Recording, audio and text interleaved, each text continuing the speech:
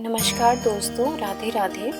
स्वागत है आपका हमारे YouTube चैनल पर। आज मैं आपको माँ कुष्मांडा की व्रत कथा सुनाने जा रही हूँ। अगर आपको मेरी सुनाई हुई कथा अच्छी लगे तो कमेंट में जय माता दी जरूर लिखिएगा। तो आइए, नवरात्रि के चौथे दिन हम माँ कुष्मांडा का श्रवण करते हैं। आज है नवरात्रि का चौथा दिन। इस दिन माँ कुष्मांडा की उपासना की जाती है। जिस प्रकार एक राजा अपने महल व राज्य को सुरक्षित रखने के लिए उसके चारों ओर एक किला बनवाता है, जिससे कि वे अपनी प्रजा की दुश्मनों से रक्षा कर सके, अपनी प्रजा को सुरक्षित रख सके, ठीक उसी प्रकार माँ दुर्गा हमारे शत्रुओं से रक्षा हेतु अपनी छत्र छाया प्रदान करती हैं। लेकिन हमारा शत्रु हमारे भीतर छिपा हुआ है और वो है क्रोध, लोभ, अहंकार, ईर्ष्या आदि के रूप में ये असुरी शक्ति हमारे अंदर है, जो कि हमारी इंद्रियों पर हावी रहती है। और जब नवरात्रे आते हैं, हम माँ दुर्गा का आवाहन करते हैं, माँ दुर्गा का व्रत रखते हैं, शुद्ध हृदय से माँ की भक्ति करते हैं, तो हमारे अंदर छिपी हुई देवी शक्ति का विकास होता है और मनुष्य के भीतर छुपी असुरी शक्ति का नाश होता है। तो आइए, नवरात्रों के चौथे दिन हम माँ कुष्मांडा की व्रत कथा की शुरुआत करते हैं।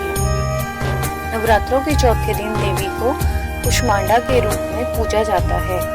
अपनी मंद हल्की हंसी के द्वारा, यानी ब्रह्मांड को उत्पन्न करने वाली के कारण इस देवी को कुष्मांडा नाम से अभिहित किया गया है।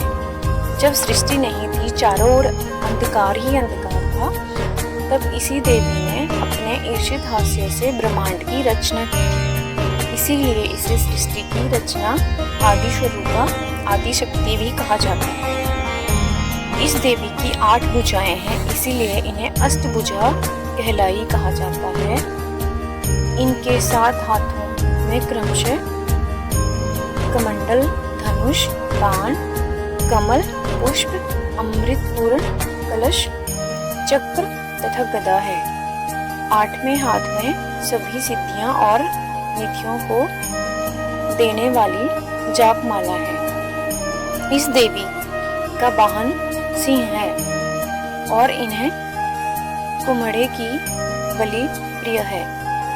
संस्कृति में कुम्हड़े को कुष्टमांड कहते हैं, इसीलिए इस देवी को कुष्टमांडा कहा जाता है। इस देवी का वास सूर्य मंडल के भीतर लोक में है।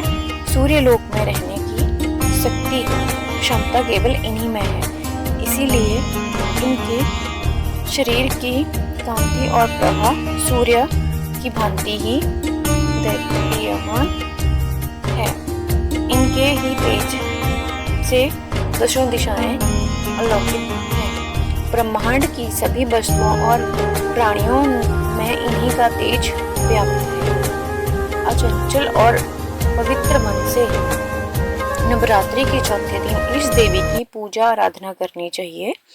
इससे भक्तों को रोगों और शोकों का नाश होता है तथा उसे आयु, यश, बल और आरोग्य प्राप्त होता है।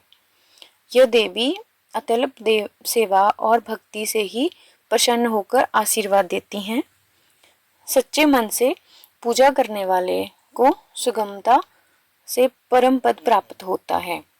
विधि विधान से पूजा करने पर भक्त को कम समय में ही कृपा और सूक्ष्म भाव अनुभव होने लगता है। यह देवी आदियों व्याधियों से मुक्त करती हैं और उसे सुख, समृद्धि और उन्नति प्रदान करती हैं। अतः इस देवी को उपासना में भक्तों को सदैव तत्पर रहना चाहिए। तो ये थी माँ कुष्मांडा की कथा। कथा के बाद आप माँ कुष्मांडा की आरती जरूर कीजिएगा। माँ कुष्मांडा आपको बल, बुद्धि तथा रोगों से मुक्त करे। अगर आपको मेरी सुनाई हुई कथा अच्छी लगे तो आप कमेंट में जय माता दी जरूर लिखिएगा और हमारी वीडियो को भी लाइक कीजिएगा।